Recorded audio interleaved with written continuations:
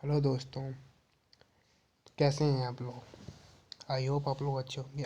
आज हम पढ़ने वाले class 12th NCERT chapter physics reading lecture 1 part 3। पहले 2 पार्ट पढ़ा चुका हूँ। अगर आपने नहीं देखे, लिंक डिस्क्रिप्शन में जाइए और उसको देखिए और अपनी तैयारी को 4 चांद लगाइए। ठीक है, तो चलिए शुरू करते हैं आज के इस वीडियो को। अब तक हमने विविध आवेशों Q1 Q2 dot dot dot Qn के आवेश विन्यास के विषय में चर्चा की है।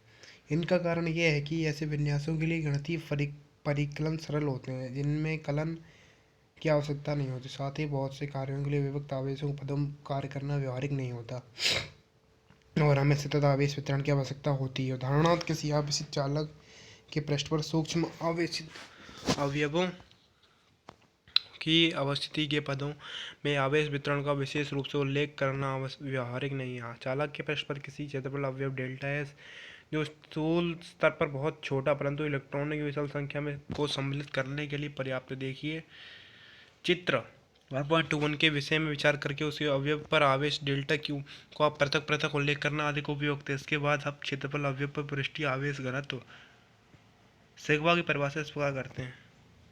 सिग्मा इक्वल डेल्टा क्यू पर डेल्टा एस। ऐसा आप चालक के पृष्ठ के विभिन्न बिंदुओं पर कर सकते हैं।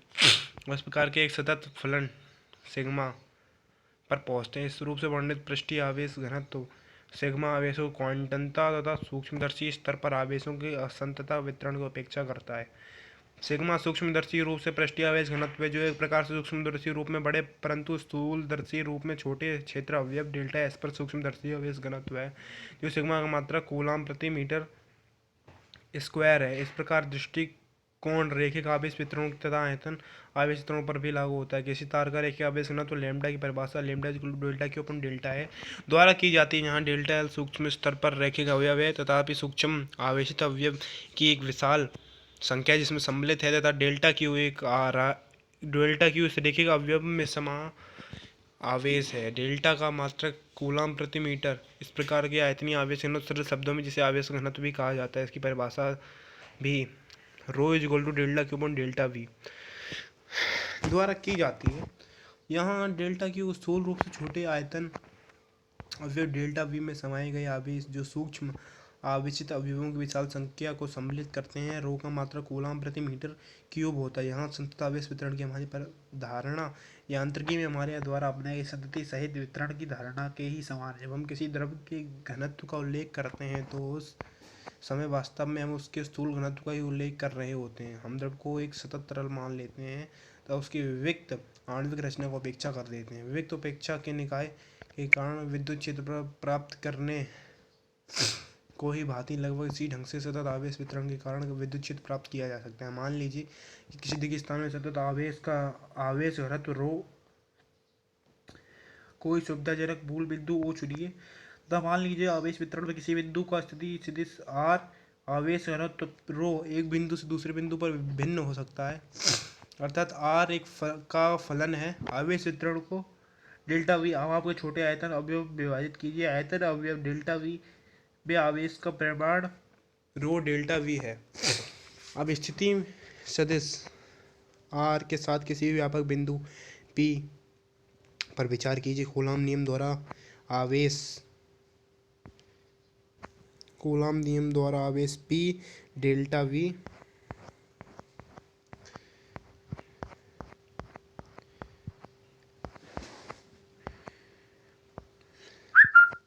अब स्थिति सदिश आर के साथ किसी भी व्यापक बिंदु पी आवेश वितरण के भीतर अथवा बाहर पर विचार कीजिए। कूलाम नियम द्वारा आवेश पी डेल्टा वी के कारण विद्युत क्षेत्र delta E equal to 1.4570 p क्या rho delta V divide by r square unit vector are, जहाँ आर डैश आवेश घनत्व तथा पी के बीच की दूरी है तथा यूनिट वेक्टर आर आवेश अवयव से पी की दिशा में एकांक सदिश है। अध्यारोपण सिद्धांत द्वारा आवेश वितरण के कारण कुल विद्युत क्षेत्र भिन्न आयतन अवयवों के कारण विद्युत क्षेत्र का योग प्राप्त करने में प्राप्त होता है। 1/4πε0 सिग्मा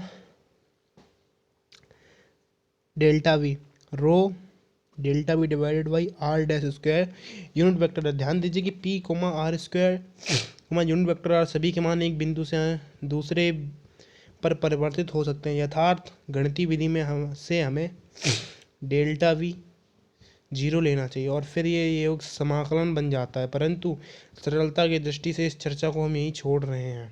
संक्षेप में कूलॉम नियम तथा ध्रुवीकरण सिद्धांत का उपयोग द्वारा किसी भी आवेश वितरण के लिए, चाहे वो विभक्त हो अथवा सतत अथवा असतत, विविक्त और संततः सतत हो, विद्युत क्षेत्र ज्ञात किया जा सकता है। गाउस का नियम।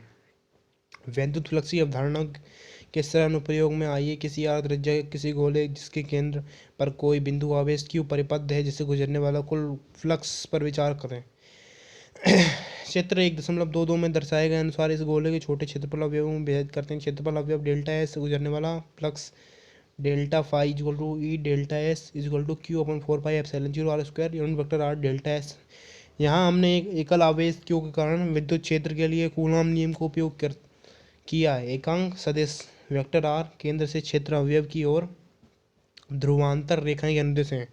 चूंकि गोले के पृष्ठ के किसी भी बिंदु पर अविलंब उस बिंदु पर ध्रुवांतर रेखाएं के अनुदिश होता है, क्षेत्र अवयव डेल्टा एस तथा यूनिट वेक्टर आर दोनों ही एक दिशा में होते हैं। इसलिए delta phi Q upon 4 pi epsilon 0 R square delta S, चूंकि एकांक सदिश आर का परिमाण है 1 है,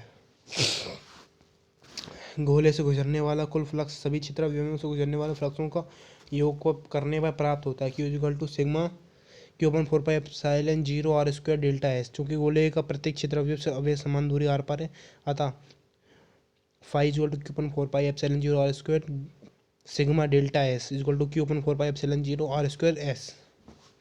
चूंकि गोले का कुल पृष्ठीय क्षेत्रफल S equal to 4 pi R square है था, Q equal to 4 pi epsilon 0 into R square into 4 pi R square equal to Q upon epsilon 0। समीकरण 1.30 स्थिर वैद्युत के व्यापक परिणाम जिसे गाउस का नियम कहते हैं का एक सरल दृष्टांत है। हमें बिना उपपत्ति के गाउस का नियम इस प्रकार उल्लेख करते हैं।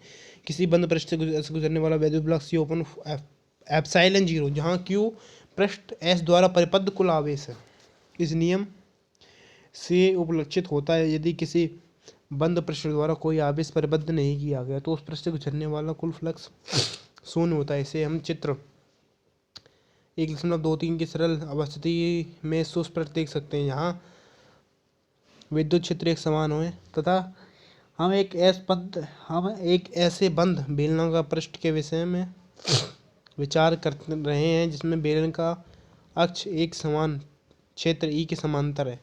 इसके पृष्ठ से गुजरने वाला कुल फ्लक्स फाई है।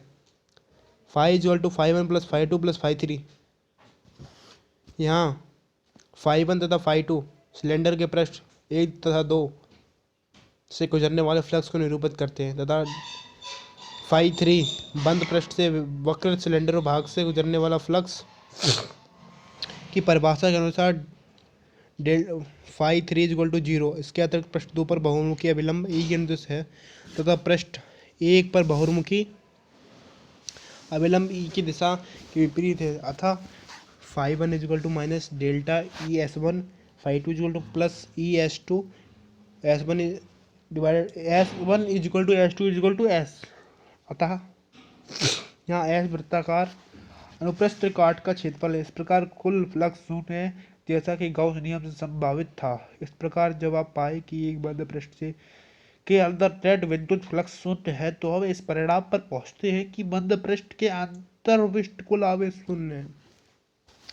गाउस नियम समीकरण का अत्यधिक महत्व के कारण से भी है कि व्यापक रूप से सत्य तथा केवल उन्हीं सरल प्रकरणों जिन पर हमने ऊपर विचार किया लागू नहीं होता, वरन सभी प्रकरणों पर इसका उपयोग किया जा सकता है। इस नियम के बारे में आइए कुछ महत्वपूर्ण तथ्यों पर ध्यान दें। गाउस नियम प्रत्येक बंद पृष्ठ, चाहे उसकी आकृतिता आमाप कुछ भी हो, इसके लिए सत्य है। गाउस नियम समीकरण के दक्षिण पक्ष पद के ऊपर पृष्ठ द्वारा परिवर्तित सभी आवेशों का योग सम्मिलित है। ये आवेश पृष्ठ के भीतर कहीं भी अवस्थित हो सकते हैं। उन परिस्थितियों में जिनमें ऐसे पृष्ठ चयन किया जाता है कुछ आवेश पृष्ठ के भीतर तथा कुछ पृष्ठ के बाहर होते हैं, विद्युत क्षेत्र वाम पक्ष में दृष्टिगोचर होता है।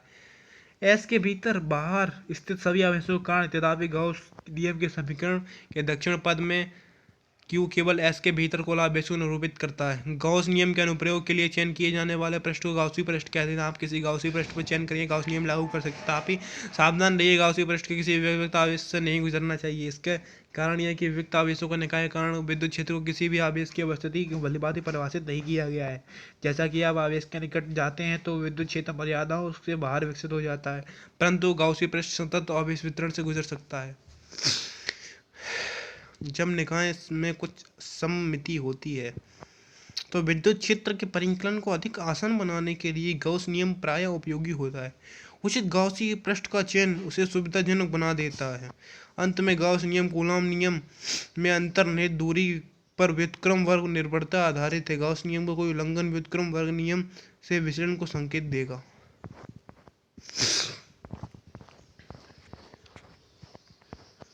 गॉस नियम के अनुप्रयोग, जैसा कि हम ऊपर चर्चा कर चुके हैं, किसी व्यापक आवेश वितरण के कारण विद्युत क्षेत्र समीकरण 1.27 द्वारा व्यक्त किया है। कुछ विशिष्ट प्रकरणों को छोड़कर व्यवहार में इस समीकरण में सम्मिलित संकलन की प्रक्रिया अधिक स्थान के सभी बिंदुओं पर विद्युत क्षेत्र प्राप्त करने के लिए कार्यान्वित नहीं की जा सकती। तथापि कुछ सम्मित आवेश विन्यासों के लिए गॉस नियम का उपयोग करके विद्युत क्षेत्र को सरल ढंग से प्राप्त करना संभव है।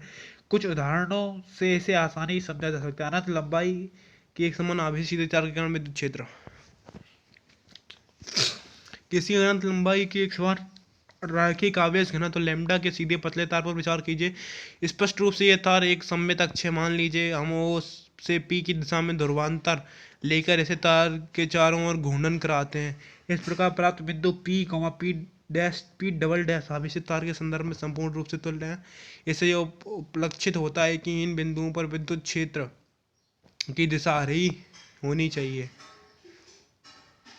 दर्शाए अनुसार तार का रैखिक अवयवों P1 तथा P2 के युगल पर विचार करें। इस युगल के दो अवयवों द्वारा उत्पन्न विद्युत क्षेत्रों को संकलित करने पर प्राप्त परिणाम विद्युत क्षेत्र अरीय होता है। ये इस प्रकार के सभी युगलों के लिए सत्य था। किसी भी बिंदु P पर कुल विद्युत क्षेत्र अरीय था। अंत में चूंकि तार अनंत है, अंत तार की लंबाई के अनुदिश विद्युत क्षेत्र P की स्थिति पर निर्भर नहीं कर। संक्षेप में, तार को अविलंबित काटने वाले तल में विद्युत क्षेत्र हर स्थान पर अरीय है तथा इसका परिणाम केवल त्रिज्य दूरी r पर निर्भर करता है।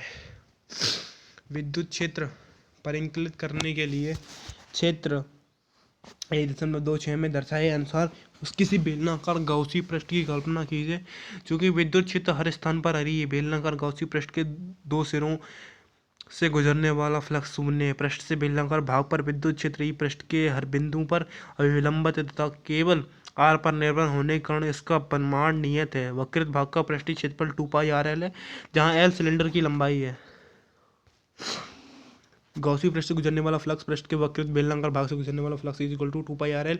पृष्ठ में डेल एल के बराबर आवेश सम्मिलित है, गॉस के नियम से प्राप्त है, इसलिए 2πrl lambda l divide by epsilon zero अर्थात E is equal to lambda upon 2π epsilon zero r। सदिश रूप से किसी बिंदु पर विद्युत क्षेत्र E इस प्रकार व्यक्त किया जाता है, E is equal to lambda upon 2π epsilon zero r unit vector r, जहाँ यूनिट वेक्टर n तार के किसी बिंदु के अभिलंबित गुजरने वाला तल के में त्रिज्य एकांक सदिश है। तब लैम्डा धनात्मक होता है तो E बहुमुखी होता है, और जब लैम्डा ऋणात्मक होता है तब ये अंतर्मुखी होता है। ध्यान दीजिए कि जब हम सदिश a को एकांक सदिश से गुणित अदिश के रूप में अर्थात a equal to a unit vector small a के रूप में लिखते हैं तो अदिश a एक बीजगणितीय संख्या होती है जहां धनात्मक भी हो सकती है और ऋणात्मक भी। यदि a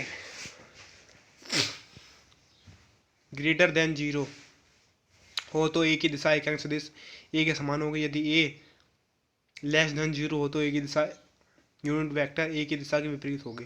जब हम ऋणोत्तर माने तक सीमित रखना चाहते हैं तो हमें प्रतीक मॉड a का उपयोग करते हैं, तो इसे a का मॉड्यूलस मापांक भी कहते हैं। इस प्रकार a मॉड्यूलस ग्रेटर देन 0 होता है। ये भी ध्यान दीजिए कि उपरोक्त चर्चा में यद्यपि पृष्ठ डेल्टा एल द्वारा परिबद्ध आवेश को ही केवल सम्मिलित किया गया था, परंतु विद्युत क्षेत्र ही समस्त तार पर आवेश के कारण है।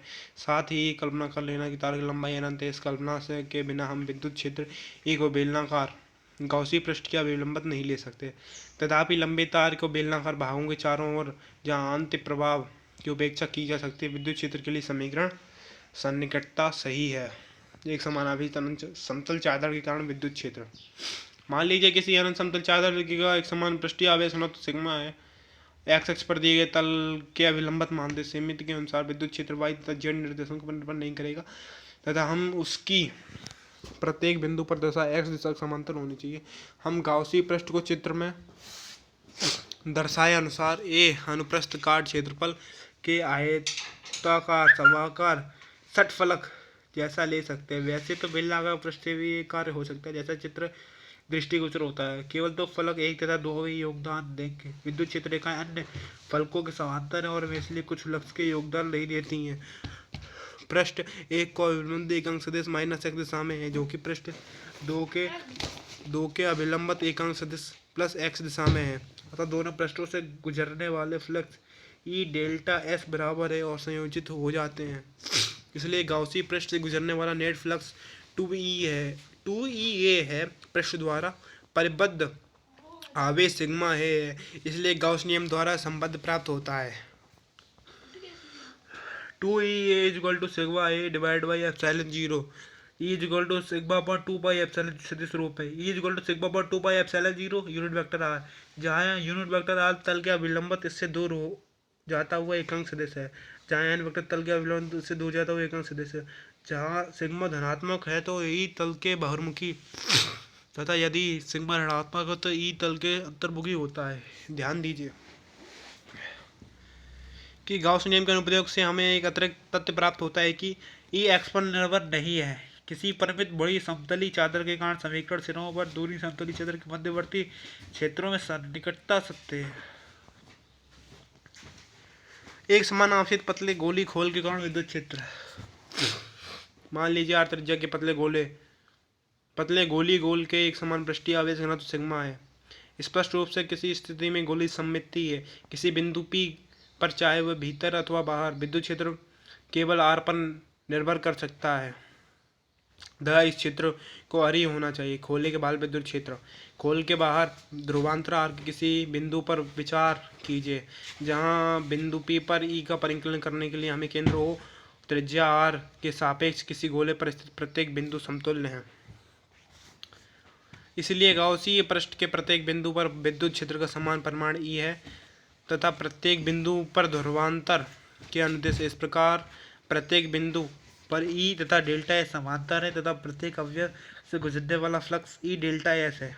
सभी डेल्टा S का संकलन करने पर गाउसी पृष्ठ से गुजरने वाला फ्लक्स A × 4πr² है। परिबद्ध आवेश सिग्मा × 4πr² गाउस नियम से = 4πr² divide by sigma upon epsilon 0 4πr² अथवा E = sigma r² divide by epsilon r² = q/4πε0r², जहाँ q = 4πε0 r² सिग्मा है। गोली खोल पर कुल आवेश सदिश रूप में E = q/4πε0r² unit vector r। यदि q > 0 तो विद्युत क्षेत्र बहिर्मुखी होता है तथा यदि q < 0 तो विद्युत क्षेत्र अंतर्मुखी होता है। तथापि एक खोल के केंद्र पर स्थित q द्वारा उत्पन्न विद्युत क्षेत्र है।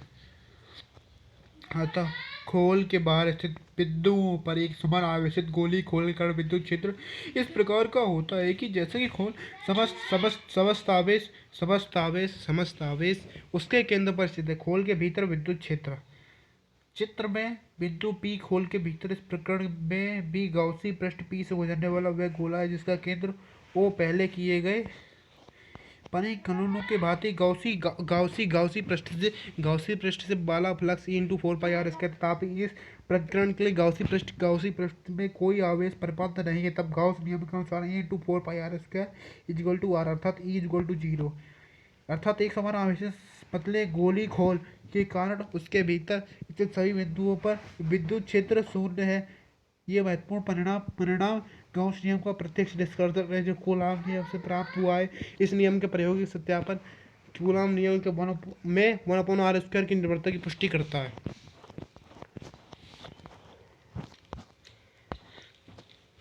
तो आज के लिए बस इतना ही दोस्तों। मिलते हैं नेक्स्ट वीडियो में। तब तक के लिए टाटा बाय बाय।